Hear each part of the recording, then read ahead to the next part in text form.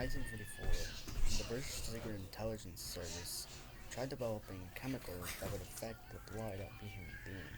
A copy of this lab report can be found somewhere deep within the old MI5 building in London literature. This chemical was derived with mixtures of name of name removes monofungium and name removes communism, as well as my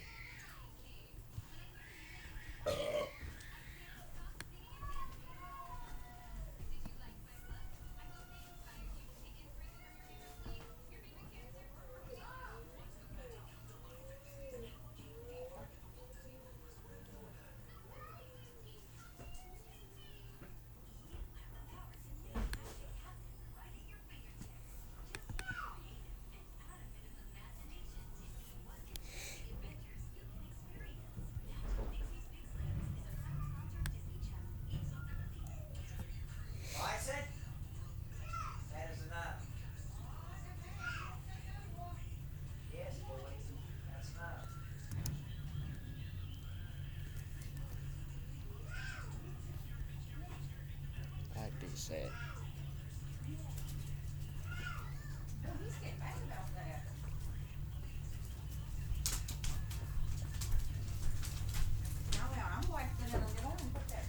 Yeah, that's great. Yeah, that's great. As well as my peril for amide, amide. The chemical would modify the blood's chemical properties and structure so that if shot or cut, the blood would have the ability to freeze or solidify to where the person was shot. This would stop bleeding and can make a person far stronger than an average human being. However, a chemical like this would be incredibly expensive and only offered to the most valuable of people, such as MI5 units and politicians. Other things that have to happen in order for blood to solidify include increasing the amount of blood. Hey, Romance almost at the door. And so is Merc.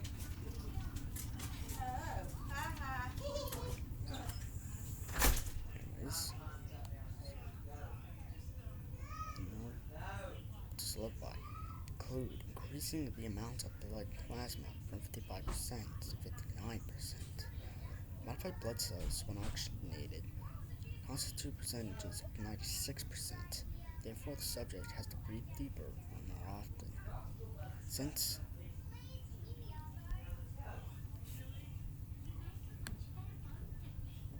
okay, I have no clue how to fucking say this shit.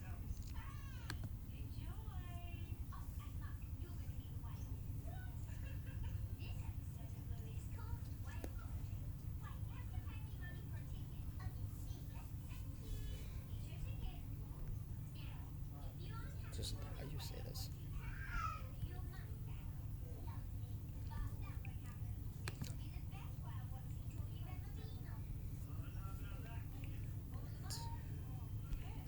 Since thrombolytes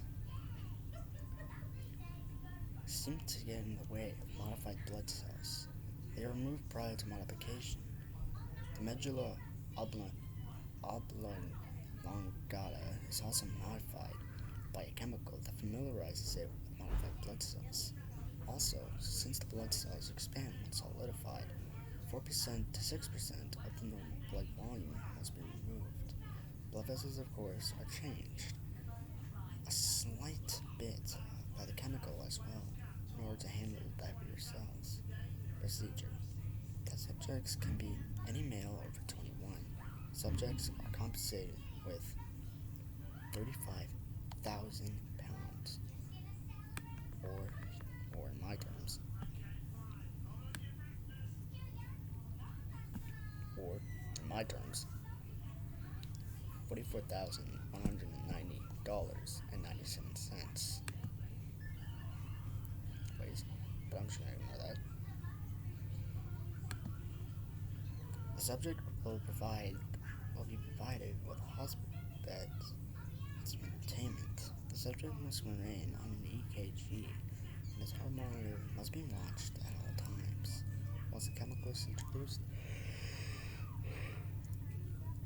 into the subject, he must be monitored for 24 hours. No food must be given until the 25th hour. All requests made by the subject in the first 24 hours must be ignored. Beginning with the 25th hour, the subject may begin painkillers and proper meals. Patient must continue to be monitored until the 72nd hour. After 72 hours, the subject is to be escorted to the test room. The subject is to be bound and sedated. The left arm is to be cut open 4 inches, and the right arm will be shut by 45 automatic. Observe the effects. At the hour 144, the subject is to be taken to the test room again. Now the subject is to be shot in multiple places without sedation. Each place in effect is to be observed and recorded. Experimental. The 3 subjects were males, 20, 25, 22, 23, and 29. The subjects also swore to secrecy.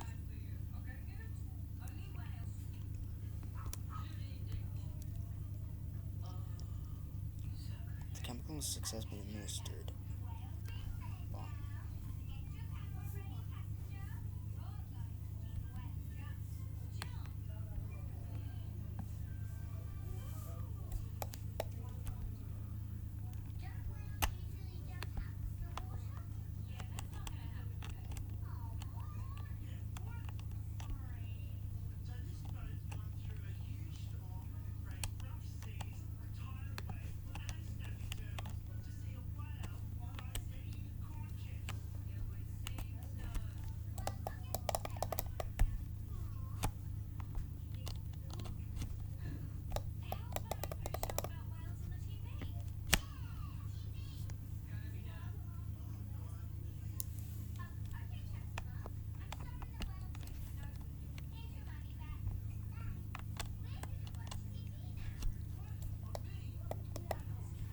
The subject also swore to secrecy.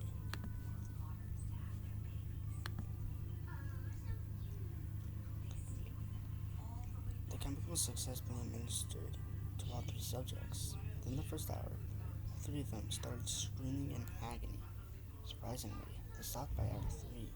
Subjects 1 and 3 requested a copy of a King James Bible after hour 6, but it was denied. The fellow researchers decided this meant that they believed they would die.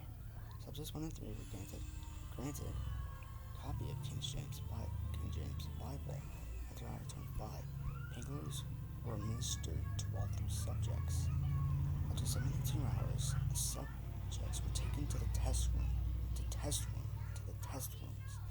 The 3 seemed delighted to leave the room. At the station, the subject had his left arm cut open with a scalpel and his right arm shot by a 45 automatic. When the scalpel penetrated the subject 1's skin, it reacted with a dark, amorphous solid substance, filling the cut almost as fast as the skin was opened up. It sealed so fast that the scalpel was stuck in the arm. The injury caused by the 45 automatic bullet was sealed by the dark, amorphous blood within 3 seconds. The results were the same for subjects 2 and 3. After 84 hours, all 3 of the subjects started to act unusual. Instead of using the entertainment around them, they sat on the beds and groaned, as if they were sad or ashamed. Subjects failed to make eye contact. After 110 hours, Subject 1 passed out. Blood tests could not be run because the blood was solid and amorphous. The only thing that was determined was the pH of the blood, which was at 5. Which at 5 was far more acidic than usual. A researcher was sent in after 127 hours to take blood tests on the 3 subjects. Subjects have become increasingly silent. All 3 subjects have shown signs of aggression. The doctor found the pH values to be 4.3, 4.6, and 4.4. for subjects 1, 2, and 3, respectively. pH values were decreasing. Blood test was taken at 140 hours. The pH values haven't changed. The experiment will continue as planned. At 144 hours, subjects were escorted to the test room. The 3 subjects looked far different from the beginning. The skin had turned into a shade of gray, and their skin looked noticeably thicker. Their eye colors had changed to pure black, and they were bloodshot. The experiment will continue as planned, but the chemical must be remodeled before repeating the experiment.